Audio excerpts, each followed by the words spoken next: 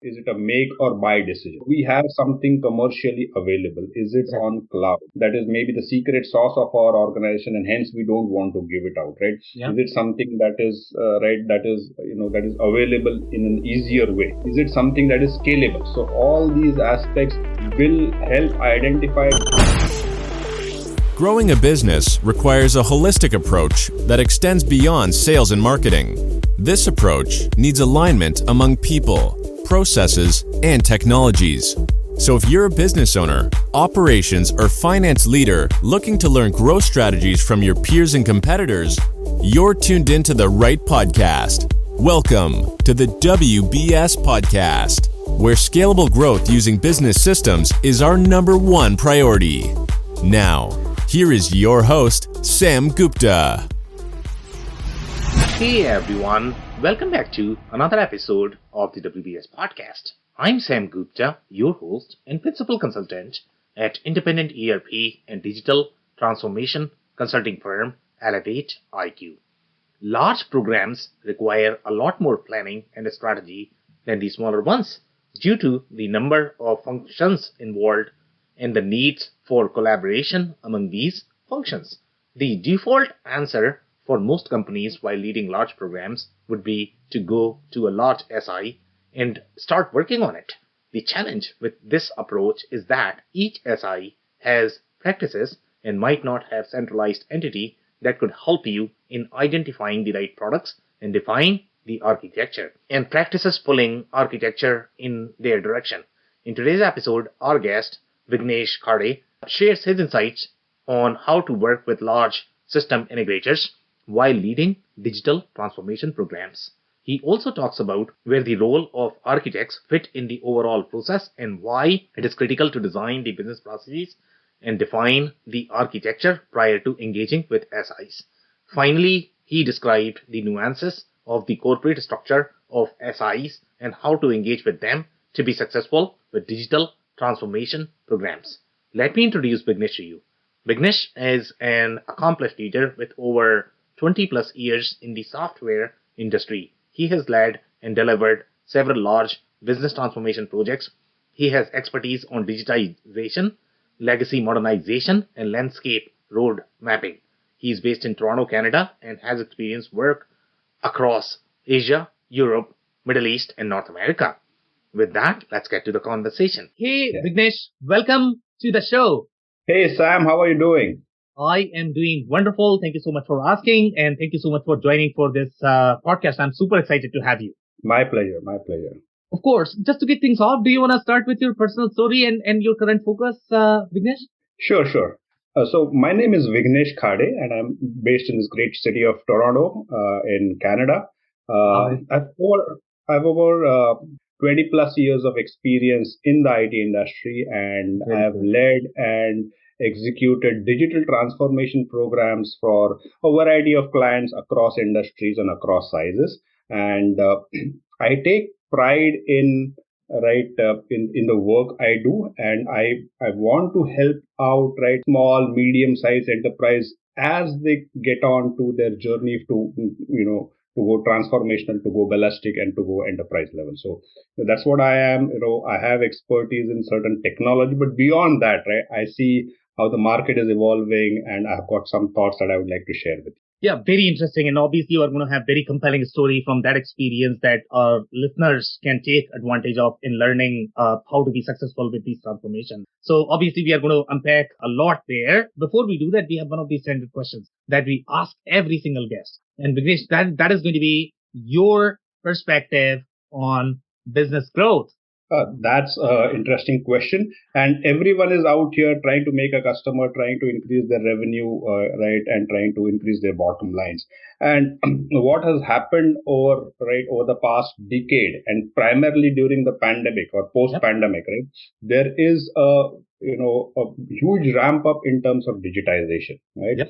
Right from your mom and pop shops to your mid-tier segments to the banks, everyone is trying to go digital, right? Yep. But before going digital, is it just that an app that you're putting up without the process behind it? That is very important, right? Yep. So, one has to look at it from a business orientation. Are your processes in line? Do you have, right, engineering done to make sure that, what you do, pen and paper, what you do, brick mortar, Yep. is the best. Once you have that process primer, right, on top of that, right, and luckily, right, I mean, there are many off the shelf tools, there are many cloud SaaS providers, Yeah. and you really don't need to worry about at least some of the bigger silos within a company, like your HCM portion of it, your financials and your background portion of it, Yeah. your maybe supply chain portion of it. That is, right, a commodity now. You don't need to get a suite of developers and get them in a room and give them like 2 years and come out with a plan. In the jiffy, you can, purchase SaaS licenses and do the right thing.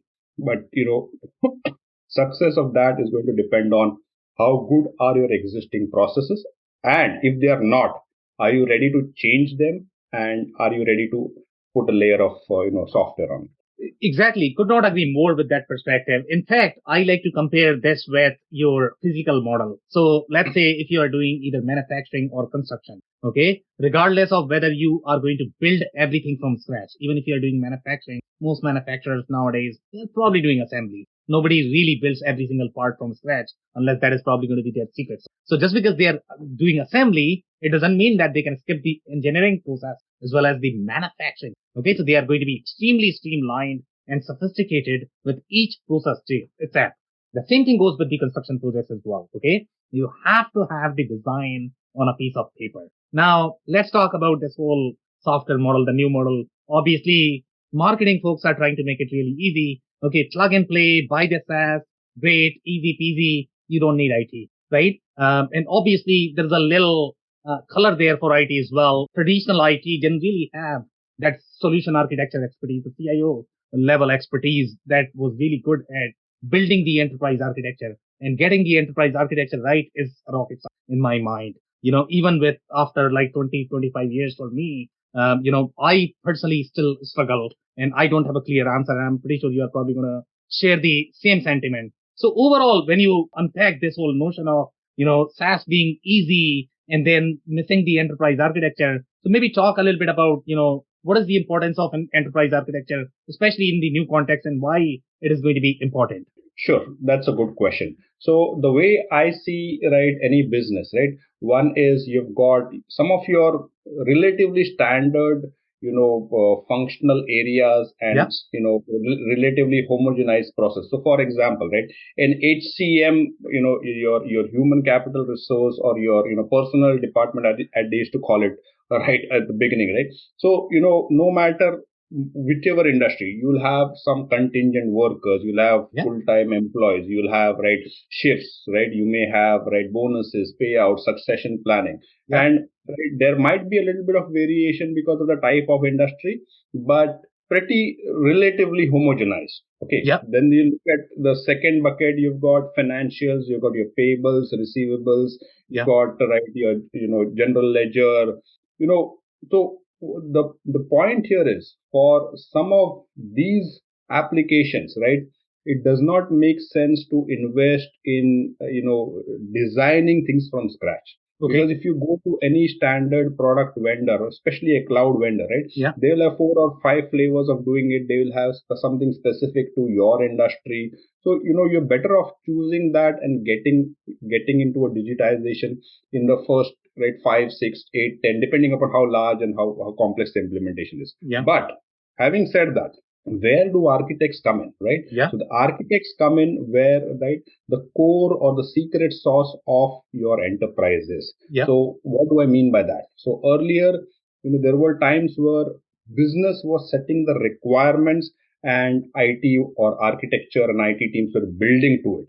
Yeah. Now what has happened is, there are, because of the speed of computation and the cost of computation, right, it is now possible to do some things that the business couldn't even have imagined. So for Right. example, you've got brokers that will, right, I mean, system IT brokers that can talk to multiple systems, like maybe a travel site, right, which does its own spooling of data and brings it out. Yeah. So, right, this is something that your business partner may not be aware of. Yeah. So I'm seeing the trend that at least in the core or the customer facing part of the business, I'm seeing a trend that IT is first laying out that this is now possible. We've got these services that we can provide, and what is a product that you can build based on these services. So in some sense, right, we are flipping the model where business was defining requirements and IT was following up. Now I'm seeing a trend that IT is not defining the requirement, but IT is showing what is possible, the art of the possible, and business is piggybacking on that to make right growth in your in your company. Yeah, and honestly speaking, both approaches could be right. There is no problem in taking either approaches, okay? And sometimes when you talk about the technology driving these decisions, I'm completely okay with it, okay? For example, let's say you talk about any of the newer technologies, RPA, AI. Obviously the business needs to understand what technology can do. You are probably going to do some sort of POC. You are going to tell them, okay, this is how it is going to work, and this is what it can do for your business. Typically, when it is not touching your operational core, when I say operational core, these are your, the core transactions that your company is doing that impacts your customer experience directly, which is going to be something like order to cash, right? Procure to pay. Those are going to be transactions that are going to have impact on your delivery time. That is going to have impact on your lead time. So typically, if you are going to be over implementing the technology in those processes, I don't know how that is going to work. And again, if the technology is simply improving the product experience in the siloed manner, and if that is not really part of the main architecture, that could be okay. But when you talk about the operational core, I think that's where the real complexity is. So I don't know whether you agree, disagree. I mean, I would love to hear your commentary. What's your perspective? Yeah, I I agree with what you're saying, Yeah. but where I differ, right? Yeah. Yeah. Where I differ is we the architecture that builds up, right? Yeah. Each company, each organization is different, right? Yeah. So you don't have like a cookie cutter, and if it's a bank, this is how you do it. It's Yeah. a Yeah. regional workshop, this is how you do it, right? So there has to be that blending. And Right. right, where does your central architecture team, right, how deep or how ingrained is it into the design process, right? Do Yeah. they kind of lay out solidified tank routes which should never be crossed, Right. or are they laying out right interstates that can right lead to further changes and diversions as needed? So I see that right, getting the right balance, Yeah. right, wherein a sort of autonomy is given to a certain business function to decide what they want to do. At the Yeah. same time, right, putting up the right gel so Yeah. that right all the systems are talking with each other. Because most of the problem comes from data stagnancy, Yeah. data latency, not real time integration. What is the right frequency at which this should happen? So, it's good to have a strategy, Yeah. but it is also important to be able to give the flexibility at a tactical level to make changes. Exactly. Could not agree more. I think that's a great insight. So I am going to take some more, layers there. I think that's from the previous conversation as well, where you were talking about, you need to change your business processes. And if you're not willing to change your business processes, then obviously the technology may not be as effective, right? The other comment that was there in between is the architecture. And when we think of the word architecture, most of the time, most people, even technology folks, like you and me, are thinking technology architecture. Typically, when you look at the enterprise architecture, okay, it has four legs. Number one is going to be your business architecture. Number two is going to be your process architecture. Number three is going to be your data architecture and the information architecture. And number four is going to be your technology architecture. So when we talk about these three layers, which is going to be your business architecture, it has nothing to do with technology. Okay, it's your business model. It's your business process. Okay. And typically when you talk about business transformation journey, you are talking about literally changing the process for these people who are processing your, sales orders, who are cutting payroll, right? So that's a very different concept in general. So now based on this commentary, obviously, and when I say your architecture needs to be in shape before you bring any sort of technology in conversation, do you see this when you are working with any of the engagements, when you are working with your customers? Do you have the business architecture as well as process architecture finalized before they work into technology? What's your experience? Yeah. Sure, sure. So, most of, right, in North America or throughout the world, right, Yeah, there are amalgamations, there are mergers, there are, right, exactly. there is inorganic growth that's happening, Yeah, right? yeah, Some regional entity, right, got it good there and then they yeah, want to expand. So there is mergers happening. So what you will notice is that, right, while at an enterprise level, right, yeah, there is this amalgamation happening, but yeah, still, right, at the individual regional levels or at the older entity level, yeah, some of the activities still happen in the same way that they were used to, right? So when such exactly. a and then what happens is that you tend to look at a patchwork of applications. AP is done in this region in a Yep, certain way on a certain application, and AP, the same AP, right, is done triplicate in some other region and some application. So the first primer is, right, getting together, forming a good blueprinting of what exactly. the generic payables process should be, what the generic cycle counting methodology should be. Yep, So this has to come in from a global architect, and that is not just IT, right? It's yeah, it's exactly. coming in from a global business process setter, right? Yeah, And it is usually done in a, I mean, the way I like it is in a challenge response mode, right? I yeah, mean, when I'm giving advice, right, I will tell my business partner, okay, you propose the following things for GL, right, yeah, and let your 15 different entities come and challenge you why it will not work. exactly. Because if you leave it open for discussion, right, Yeah, there's only a limited time. It is not going to happen, right? yeah, So you come up with some thought with a core team, with a small set of individuals, yeah, think about it, crystallize it, present it, and then ask others to challenge. So this is one of the advices, and this is what I have followed myself. yeah. Going with a solution, maybe another option, and keeping it, bracketed the discussion, so they are focused and they give quicker, outputs or responses. Yeah, great advice. And I completely agree with the approach that you have recommended. So now let's take the different layer here. And, when we look at any of the digital transformation failure, okay, in my experience, people always talk about when they are thinking of any of the implementation, they always talk about these large implementations. And most large implementations are probably done by really large SIs, the companies that you represent, right? So obviously you are going to have, higher failure rate just because of you have far more moving pieces, and the more moving pieces you are going to have, sometimes it's going to be in your control, sometimes it's not, because obviously the politics is part of it as well, right? That is always going to be there in most transformation initiatives. So now when you look at the failure rate of these transformations, what are some of the things that you have seen in your experience that are typically cause for the failures? Okay, so I think that is a very relevant question, and one of the most important, right, reasons for transformation, right, Yeah, is the motive for which the client is. So, what is the objective of a program?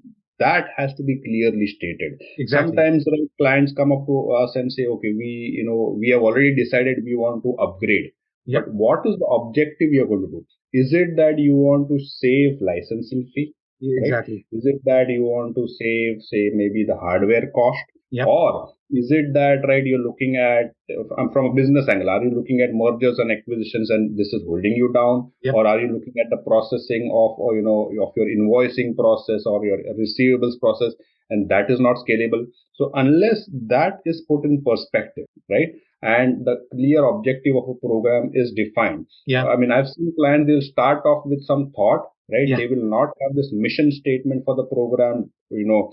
I'm sure it's there in some project chart, Yeah. etc. But Yeah. unless it becomes a driving principle of what is happening, right? Yeah. Programs tend to waver, and right, they were started with a certain mission, but by the time they actually happen, they get watered down, Yeah. and the business impact is lost. Yeah. So amazing insights there. And I completely agree that, if the team, and again, we are talking about the team who's actually going to be doing the implementation, sometimes there are always going to be these walls. And even in the traditional software development, I'm pretty sure you have seen that as well, that, developers, they just don't have clue, what they are working on. Sometimes that is done to reduce complexity, but unless they can see the full picture, they won't be able to visualize, how their work or module or whatever they might be testing, developing maybe impacting the overarching picture. So obviously the program objective is going to be super important. But let's say when you are managing these large programs, and maybe you can share some best practice. Okay, so obviously there are going to be multiple companies involved, multiple partners involved, and I don't know where the communication breakdown is going to be. So let's say if you were to recommend some sort of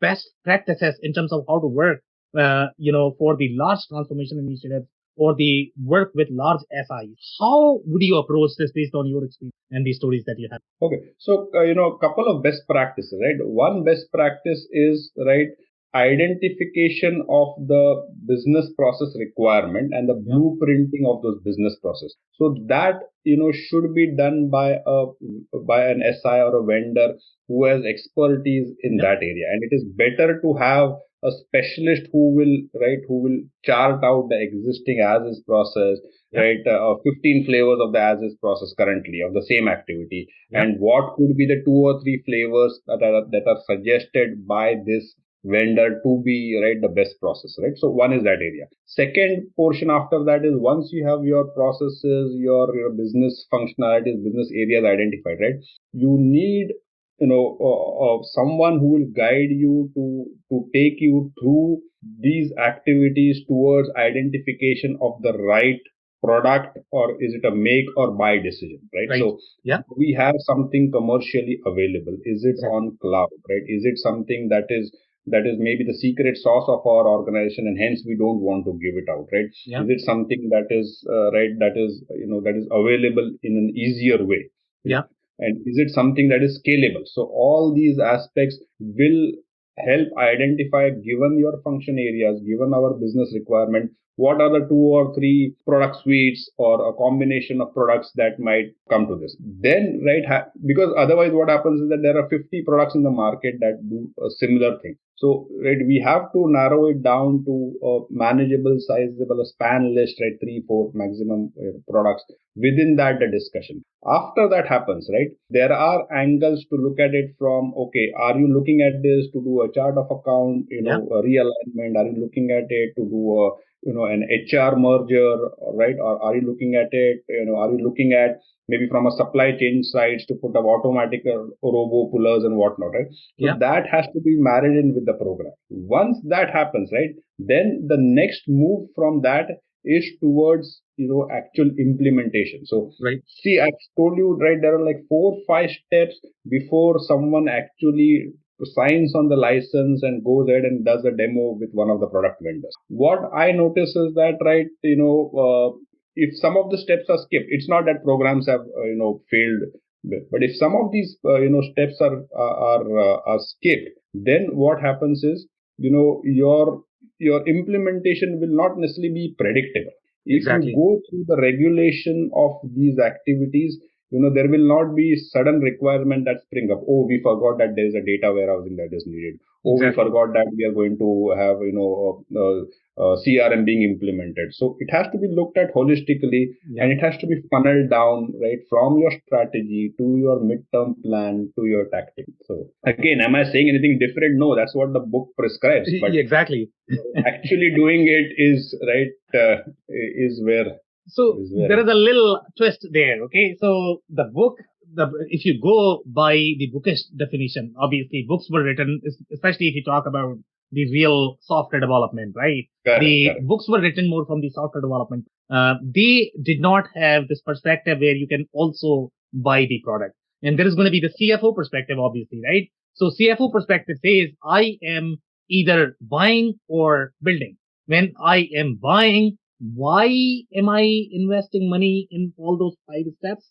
Because if that is going to be more expensive than building, can I simply build it? And they seem to think this more from the binary perspective, that, what, I can either buy it or build it. If I'm spending this much time, then I am probably better off building it. Okay. Or if I'm buying it, then I'm probably not going to be testing. Why am I testing? Because the product is already tested, right? So for them to be able to connect with these architectural concepts, these software implementation concepts, it's very, very, very hard. So in your experience, let's say if you were to estimate time, and obviously there's going to be balancing act there, right? How much time do you want to spend in your pre-selection process? I have seen implementations, Vignesh, Okay, they might spend, let's say, 2 years just in this whole strategy pre-selection, and sometimes there is always a skill set issue as well that they are going to spend 2 years, and after that, that strategy is meaningless because it's changed. Because now you have probably new products in the market, new architecture, and something changed, right? So obviously, there's always a fine balance between how much time do you want to spend in your strategy, in your architecture, versus when you should start some sort of implementation. So if you were to prescribe in terms of, what should be the strategy overall in terms of how much time and maybe percentage, how would you suggest that? Sure, sure. So, I would, you know, a typical timeline for this strategy and product selection, right? Yeah, Again, it is all dependent on complexity. But, exactly. if an organization is exceeding, say, more than 3 to 4 months, right, there is something fundamentally wrong there, right? The Yeah, granularity that is so whatever the strategy, right? I would say that if it is happening within a week, it is too short. If it is exactly. happening more than 3 months, it is too granular. It Exactly. has to be, I mean, someone has to be able to put it on a single piece of paper, Right, right. right? Your mission statements, what you're going to come out of it, what is the objectives. Someone has to be able to put it in an A4 size of paper. Yeah, And to get to that level, right? Typically, I've seen, right, 4 weeks, 6 weeks, 8 weeks is what is generally sufficient time to get to that level. That is my experience. Now, of course, there are programs which are very intricate and, right, a lot of hodgepodge work, and it may take 4, 5, 6 months to get to it, or because of some of the, right, ongoing projects going on or the politics involved, it might. But the optimal time is around, right, 2 months ish, two yeah. months to 3 months. Yeah, so very interesting. So let's do a little more deep dive into how large SI thinks and how they can help. So let's say if a manufacturer is approaching the large SI for the first time, obviously they are not going to be familiar with their organizational structure. You might be familiar because you probably grew in that backyard, right? I am very familiar with that. You are going to have individual practices of different products, right? So I don't know how the overall arching process is going to be. Is it going to be, let's say, if I'm the CFO of a manufacturer, I'm approaching a large SI related to a project. Is it going to go to one practice, two practice? Is there some sort of competition between them? How is going to be the recommendation process? So maybe describe the working relationship and some sort of best practices for the manufacturers as well. Sure, sure. So most SIs, right? They will, the person that they're interacting with will be from the SI company's industry vertical. So if you Yeah, are in retail, or if you are in manufacturing, or if you are in hospitality, if you are in finance, right? So each of the SIs would have industry leaders or client partners, as they're called, yeah, who liaison with, right, the CTO or the CFO of the organized of the client organization. yeah, Once that is connect is established, and once it is clarified that, hey, we want to do digital transformation in a supply chain space, or we want to do it in the ERP space or in the reporting space, right? Accordingly, right, if the client already had an ecosystem, they were already on a particular brand of a product, and they're okay with it or they're happy with it, right? Then, right, it's easy for the client partner to go on a similar technology and business and whatnot footprint. But if it's a problem relationship that the client organization is having with their current product, then it's a different route. Then typically a consulting organization, which is there in most of these SIs, will come up and be engaged in, right, in sometimes even defining what the client problem is, because client may look at it in a certain way, but is that the root cause of what the symptoms are? Is it a yeah, symptom or is it a root cause? So yeah, that analysis first has to happen, right? So we are seeing a lot of revenue leakage, right? The reason may be some rule set up somewhere in the system that's not doing it, or the reason may be, right, business processes, manual processes, right, are not getting followed. So any of this, right? So coming down to that level of detail is something that a consulting organization, which is agnostic of any of the product lines, can come in, right, do a quick analysis, and at least put the train on the track of, hey, this seems to be a particular alpha brand of product, yeah, right? Or this seems to be a race between alpha and delta brand of products. And that's where the account owner or the CP from SI will then get a sense of what it looks like and get the right teams involved. Okay, if it is right a particular brand or tool or skill set, right, then there are organizations, there's a horizontal organization that will take it up. And from there, right, from the client side, so this we looked at from the SI side. So from the client side, right, what the client I think should do is, my recommendation is that once it has been identified that it is going in a certain product direction, a particular choice of set of SIs, right? I think it is imperative that they get someone into their organizations. Either they train some folks or they go from the market and get it, who understand what the SI is presenting, right? And also, right, read between the lines and understand what is not explicitly stated. Exactly. And then help the client organization make a intelligent and a meaningful analysis of what is being presented so that decisions can be made. Yeah, very interesting insights and intel there. I think this is going to help obviously clients so much, especially if they are looking for the SIs to implement their projects. So now I don't know if you're going to have any sort of stories or examples that you might be able to share. If you have any sort of success examples and why it was a success. But my favorite one is going to be, okay, if you have a failure example, okay, why it was a failure, describe the moving parts in that.